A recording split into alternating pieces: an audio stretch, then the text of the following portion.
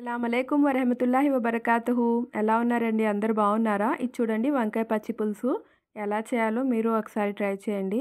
ఒక చిన్న కడాయి తీసుకొని అందులో 2 స్పూన్స్ ఆయిల్ వేసి జీలకర్ర, ఒక మీడియం సైజ్ టమాటా, కరివేపాకు, ఎండుమిర్చి, వంకాయలండి. ఇవి పర్పుల్ కలర్లో ఉంటాయి కదా, ఆ వంకాయలండి. అవి ఒక 2 వంకాయలు వేసి మంచిగా మిక్సప్ చేయండి. ఇవన్నీ ఆయిల్లోనే మంచిగా ఫ్రై అవ్వాలి, మంచిగా మగ్గాలి, సాఫ్ట్ అయిపోవాలి. ఇప్పుడు ఇందులో వేరే వాటర్ కానీ ఏమీ మనం యాడ్ చేయకుండా అట్లానే మగ్గనివ్వండి. ఇప్పుడు ఇందులో 1 స్పూన్ గళ్ళుప్పు వేసానండి, లేదా మీరు సాల్ట్ అయినా వేయండి. వేసి లిడ్ పెట్టి ఒక 10 మినిట్స్ మంచిగా సాఫ్ట్గా కుక్ అయ్యేంత వరకు దీన్ని ఫ్రై చేయండి. ఇప్పుడు ఇందులో ఒక 2-3 పచ్చిమిర్చి వేయండి. మీరు కావాలంటే పచ్చిమిర్చి ఎక్కువ కావాలంటే ఇంకా పచ్చిమిర్చి యాడ్ చేయండి. ఇదంతా చూడండి మంచిగా మగ్గుతున్నాయి. చూడండి ఇప్పుడు ఇవి కొంచెం కలర్ చేంజ్ అయినాయి, సాఫ్ట్ అయిపోతాయి ఇవన్నీ. సాల్ట్ కూడా వేసాం కదా, ఇప్పుడు మంచిగా కుక్ అవుతాయి. దీన్ని లిడ్ పెట్టి మనం ఒక 10 మినిట్స్ అలా వదిలేయండి. ఇది మొత్తం మగ్గడానికి 15-20 మినిట్స్లో మంచిగా సాఫ్ట్ అయిపోతాయి ఇవి.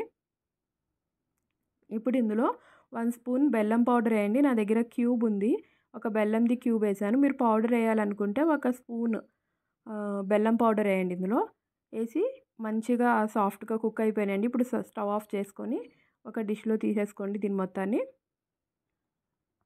యాడ్ చేసి ఏవైతే మనం ఐటమ్స్ చేస్తామో వాటిలో బెల్లం వేయడం వల్ల కొంచెం టేస్ట్ ఇంకా ఎనాలిసిస్ అయ్యి మంచి ఫ్లేవర్ వస్తుందండి అందులో.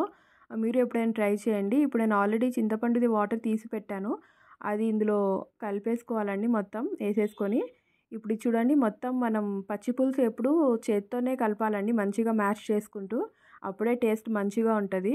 ఇంతకుముందు పచ్చి పులుసు చాలామంది చేసేవారండి, ఇప్పుడు చాలా తగ్గించేశారు ఇళ్ళలో పచ్చి పులుసు చేయడం, వంకాయ పచ్చి పులుసు చేయడం.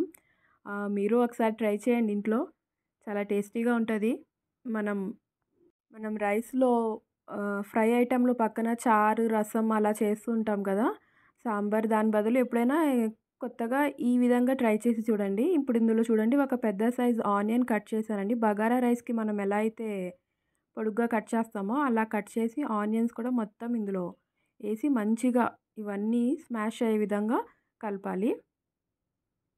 Chicken fry, mutton fry, fish fry, ఇట్లా ఏమైనా వెజిటేబుల్స్ అయినా ఫ్రై చేసుకున్నప్పుడు దాల్, సాంబారు, దీని బదులు రసం, వీటి బదులు చారు ఇట్లా కాకుండా ఈ విధంగా మీరు పచ్చి పులుసు ట్రై చేయండి నేను చెప్పిన విధంగా.